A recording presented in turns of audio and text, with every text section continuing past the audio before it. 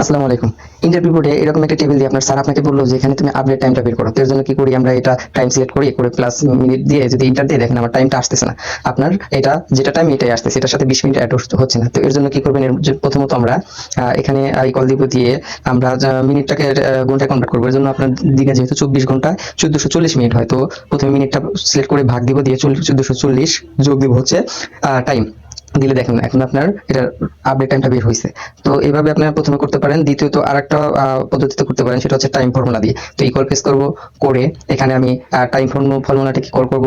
Time ফর্মুলাটা নিয়ে এখন প্রথমে দেখাই দিচ্ছে আমাকে হর, তো হরটা আমারটা যেহেতু লাগবে না, এটা শূন্য দিয়ে আমি কল দিব। মিনিটের জায়গায় আমি মিনিটটা সিলেক্ট করব, করে কমা দিব। যেহেতু সেকেন্ডও নেই এর জন্য সেকেন্ডও আমি শূন্য দিয়ে ব্র্যাকেট ক্লোজ করব।